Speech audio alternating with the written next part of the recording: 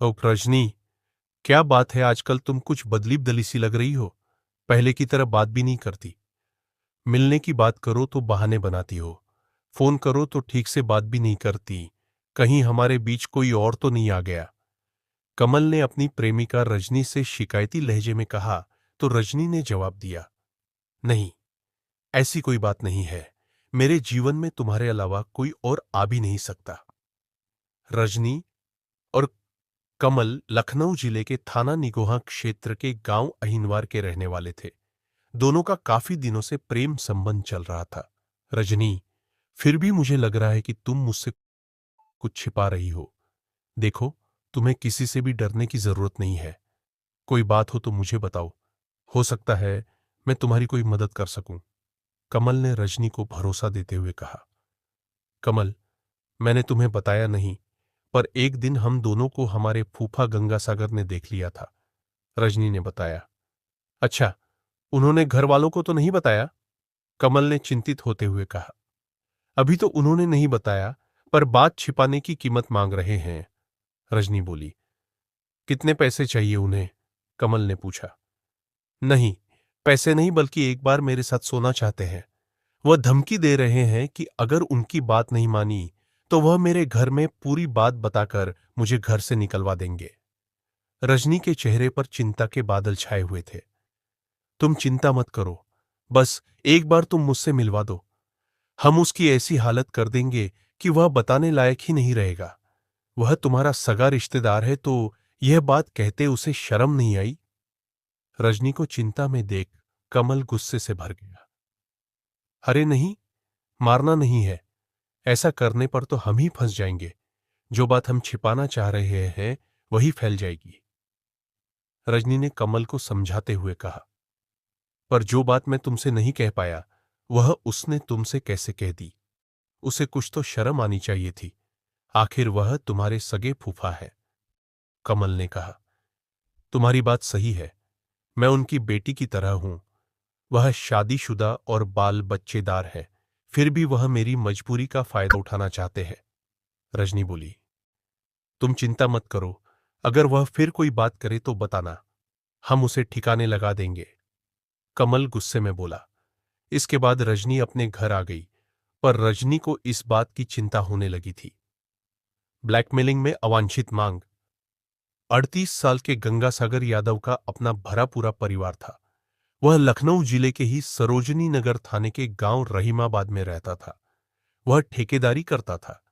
रजनी उसकी पत्नी रेखा के भाई की बेटी थी, उससे उम्र में 15 साल छोटी। रजनी को एक दिन गंगासागर ने कमल के साथ घूमते देख लिया था। कमल के साथ ही वह मोटरसाइकिल से अपने घर आई थी। यह देखकर गंगासागर को लगा कि अगर रजनी को ब्लैकमेल किया जाए तो वह चुपचाप उसकी बात मान लेगी। चूंकि वह खुद ही ऐसी है, इसलिए यह बात किसी से बताएगी भी नहीं। गंगासागर ने जब यह बात रजनी से कही तो वह सन्न रह गई। वह कुछ नहीं बोली। गंगासागर ने रजनी से एक दिन फिर कहा। रजनी, तुम्हें मैं सोचने का मौका दे रहा हूं। अगर तुमने मेरी बात नहीं मानी तो घर में तुम्हारा भंडाफोड़ कर दूंगा। तुम तो जानती ही हो कि तुम्हारे मां बाप कितने गुस्से वाले हैं। मैं उनसे यह बात कहूंगा तो मेरी बात पर उन्हें पक्का यकीन हो जाएगा और बिना कुछ सोचे समझे ही वे तुम्हें घर से निकाल देंगे। रजनी को धमकी देकर गंगासागर चला गया। समस्या गंभीर होती जा रही थी। रजनी सोच रही थी कि हो सकता है उसके फूफा के मन से यह भूत उतर गया हो और दोबारा वह उससे यह बात न कहे। यह सोचकर वह चुप थी, पर गंगासागर यह बात भूला नहीं था। एक दिन रजनी के घर पहुंच गया। अकेला पाकर उसने रजनी से पूछा। रजनी, तुमने मेरे प्रस्ताव पर क्या विचार किया? अभी तो कुछ समझ नहीं आ रहा कि क्या करूं। देखिए फूफा जी, आप मुझसे बहुत बड़े हैं। मैं आपके बच्चे की तरह हूं, मुझ पर दया कीजिए। रजनी ने गंगासागर को समझाने की कोशिश की।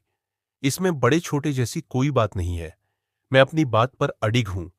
इतना समझ लो कि मेरी बात नहीं मानी तो भंडाफोड़ दूंगा। इसे कोई धमकी मत समझना। आखिरी बार समझा रहा हूं। गंगासागर की बात सुनकर रजनी कुछ नहीं बोली।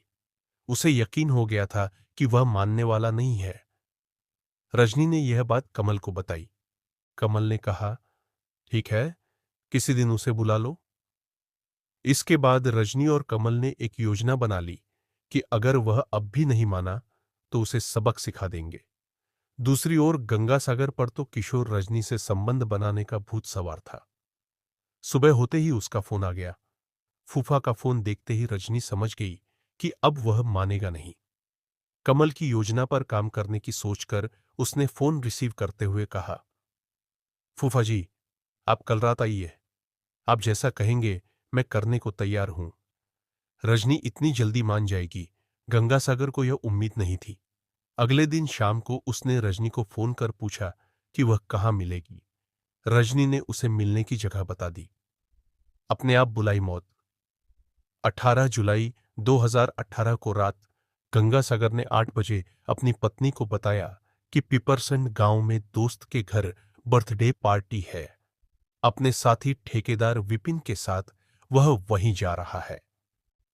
गंगासागर रात 11 बजे तक भी घर नहीं लौटा तो पत्नी रेखा ने उसे फोन किया, लेकिन उसका फोन बंद था। रेखा ने सोचा कि हो सकता है ज्यादा रात होने की वजह से वह वहीं रुक गए होंगे, सुबह आ जाएंगे। अगली सुबह किसी ने फोन करके रेखा को बताया कि गंगासागर का शव हरिहरपुर पटसा गांव के पास फार्म हाउस के नजदीक पड़ा है। यह खबर मिलते ही वह मोहल्ले के लोगों के साथ वहां पहुंची तो वहां उसके पति की चाकू से गुदी लाश पड़ी थी। सूचना मिलने पर पुलिस भी वहां पहुंच गई। पुलिस ने जरूरी कार्रवाई करके लाश पोस्टमार्टम के लिए भेज दी और गंगासागर के पिता श्रीकृष्ण यादव की तहरीर पर अज्ञात लोगों के खिलाफ मुकदमा दर्ज कर लिया।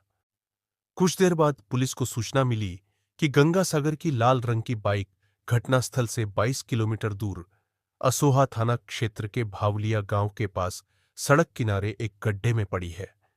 पुलिस ने वह बरामद कर ली। जिस क्रूरता से गंगासागर की हत्या की गई थी, उसे देखते हुए सीओ मोहनलालगंज बीना सिंह को लगा कि हत्यारे की मृतक से कोई गहरी खुंदक थी, इसीलिए उसने चाकू से उसका शरीर गोद डाला था ताकि वह जीवित न बच सके। पुलिस ने मृतक के मोबाइल की कॉल डिटेल्स निकलवाकर उसका अध्ययन किया। इसके अलावा पुलिस ने उसकी सालियों, साले, पत्नी सहित कुछ साथी ठेकेदारों से भी बात की। एसएसआई रामफल मिश्रा ने कॉल डिटेल्स खंगालनी शुरू की तो उसमें कुछ नंबर संदिग्ध लगे। लखनऊ के एसएसपी कलानिधि नैथानी ने घटना के खुलासे के लिए SP crime Dinesh Kumar Singh kitty के निर्देशन में एक टीम का गठन किया, जिसमें थाना प्रभारी अजय कुमार राय के साथ अपराध शाखा के ओमवीर सिंह, सर्विलांस सेल के सुधीर कुमार त्यागी, एसएसआई रामफल मिश्रा, एसआई प्रमोद कुमार, सिपाही सरताज अहमद, वीर सिंह, अभिजीत कुमार, अनिल कुमार, राजीव कुमार, चंद्रपाल सिंह राठौर, विशाल सिंह, सूरज सिंह, राजेश पांडेय, जगसेन सोनकर और महिला सिपाही सुनीता को शामिल किया गया। कॉल डिटेल्स से पता चला कि घटना की रात गंगासागर की रजनी, कमल और कमल के दोस्त बबलू से बातचीत हुई थी। पुलिस ने रजनी से पूछताछ शुरू की और उसे बताया, हमें सब पता है कि गंगासागर की हत्या किसने की थी। तुम हमें सिर्फ यह बता दो कि आखिर उसकी हत्या करने की वजह क्या थी। रजनी सीधी सादी थी। वह पुलिस की घुड़की में आ गई और उसने स्वीकार कर लिया कि उसकी हत्या उसने अपने प्रेमी के साथ मिलकर की थी। उसने बताया कि उसके फूफा गंगासागर ने उसका जीना दूभर कर दिया था, जिसकी वजह से उसे यह कदम उठाना पड़ा। रजनी ने पुलिस को हत्या की पूरी कहानी बता दी। गंगासागर की ब्लैकमेलिंग से परेशान रजनी ने उसे फार्म हाउस के पास मिलने को बुलाया था। वहां कमल और उसका साथी बबलू पहले से मौजूद थे। गंगासागर को लगा कि रजनी उसकी बात मानकर समर्पण के लिए तैयार है और वह रात 8:30 बजे फार्म हाउस के पीछे पहुंच गया। रजनी उसके साथ ही थी। गंगासागर के मन में लड्डू फूट रहे थे।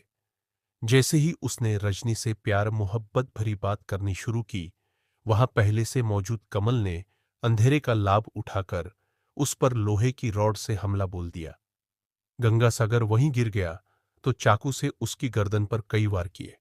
जब वह मर गया तो कमल और बबलू ने खून से सने अपने कपड़े, चाकू और रॉड वहां से कुछ दूरी पर झाड़ के किनारे जमीन में दबा दिया।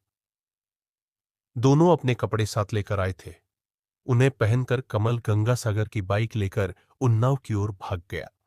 बबलू रजनी को अपनी बाइक पर बैठाकर गांव ले आया और उसे उसके घर छोड़ दिया। कमल ने गंगासागर की बाइक भावलिया गांव के पास सड़क किनारे गड्ढे में डाल दी, जिससे लोग गुमराह हो जाएं। पुलिस ने बड़ी तत्परता से केस की छानबीन की और हत्या का 4 दिन में ही खुलासा कर दिया। एसएसपी कलानिधि नैथानी और एसपी क्राइम दिनेश कुमार सिंह ने केस का खुलासा करने वाली पुलिस टीम की तारीफ की।